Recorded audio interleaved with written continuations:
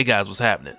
So for this one, we're back for another issue from Konkret Comics with Deja Vu, Watchman, Crucial Conflict. And shout out to JiReh Cecil who reached out and asked if I could share with you guys a preview of this issue while the campaign's live now. So I got the details in the description for the Kickstarter that's live until August 31st, 2024 at midnight. So you guys can head over there and learn more about the campaign and grab a copy. So depending on when you're seeing this, be sure to check out the description for the latest details.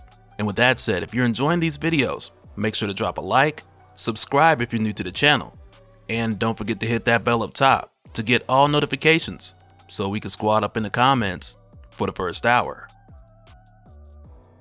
Alright, so going into Crucial Conflict, this starts out at Crypt National Bank in Warren City, where we find Christian from the Watchman series running into Melanie Crown from the Deja Vu series.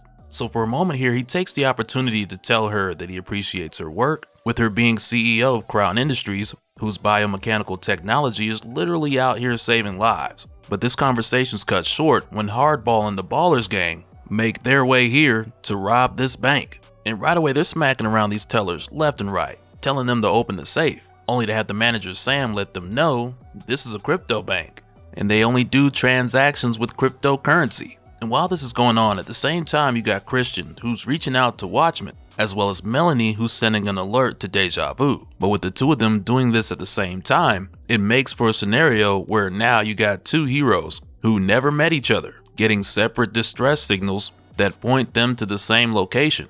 So initially when Watchman shows up, he thinks Deja Vu is one of Vel's guns for hire, and Deja Vu thinks Watchman was sent by Phoenix. So on both sides, they're looking at each other like, who's this guy and why is he here? At the same time and location that they're both receiving a distress signal from. And while they're going back and forth, Hardball ends up taking Sam, the bank manager, at gunpoint out the front door. Because since Hardball wasn't able to get cash out of this bank, he decided to switch this up to a hostage situation. And with Hardball and his men focused on the front of the bank, this allowed Melanie and Christian to start moving people out of the back. But as they do, Hardball radios one of his men, Deuce, and he tells him they've made it to the van, so kill the rest of the hostages. And Deuce hesitates at first, cause that's an intense order, but by the time Deuce turns around, he then realizes the bank's empty. And by this time, Melanie and Christian have made their way to Watchman and Deja Vu, who are still fighting at the moment, so they try to tell them Hardball's the one they need to be focused on.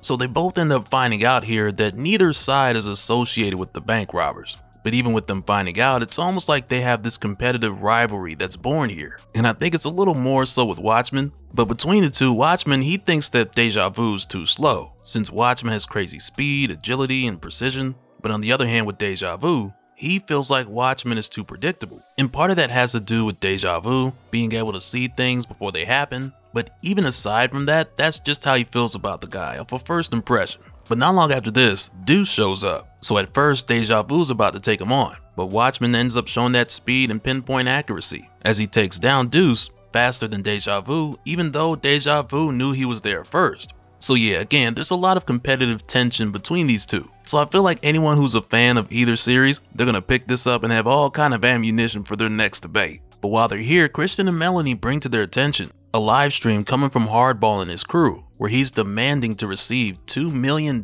within the next 60 minutes in exchange for Sam's life. So right away Christian calls it, because he's like, Warren City doesn't have that kind of money to pay for the ransom, so they have to save Sam or it's a wrap for him. And after Melanie traces the location, Deja Vu and Watchman put their differences aside, more or less, and they make their way to go save Sam.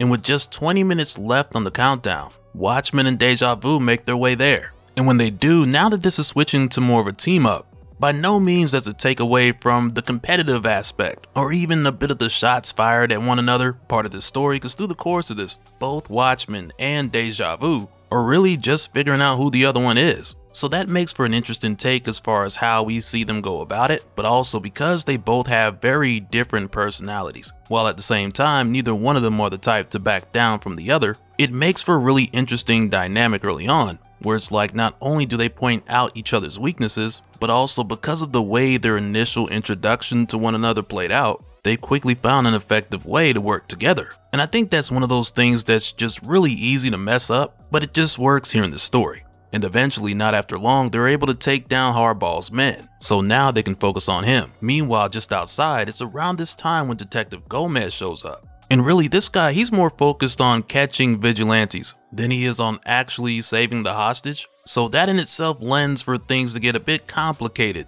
going forward. But going back inside, it isn't too long before Deja Vu and Watchman get separated, with Watchman staying with Hardball, and Deja Vu having to take on the big fella. And this dude is crazy strong, so for a moment here, he's got Malcolm shaken up pretty bad. But he pushes through the pain anyway, cause he knows that Sam's counting on him, and they don't have a whole lot of time. But after going back and forth, Deja Vu eventually gets the best of him and he makes his way over to Sam. While not too far away, when we go back to Watchman, who's also taking some pretty hard hits, he ends up pulling through by using his speed to his advantage to take down Hardball, so for the time being, he's no longer a problem. But back over with Malcolm, when he makes his way to Sam, before he can do anything, Detective Gomez shows up, and just like we saw before, Gomez is focused on the wrong thing, because he's more focused on arresting Deja Vu than he is on the ticking time bomb that's getting ready to blow this building sky high, along with everybody in it. So Malcolm brings this to Gomez's attention, and Gomez calls the bomb squad in to take a look. And when they get there, there's a moment here where they're about to cut this wire, but before they do, Deja Vu is like, wait, don't cut that wire. But that'll do it for this one, guys. Once again, this was just a quick preview for what you'll find in this 42-page crossover event. And once again, I got a link in the description that'll take you to the Kickstarter that's currently live up until August 31st, 2024. And if new details come up after that, like in September moving forward, I'll update the description as they come to me. So if you're watching this later, just keep an eye out for that. But that's it for this one. Let me know your thoughts down in the comments below, and we'll do it again on the next one. Alright, later.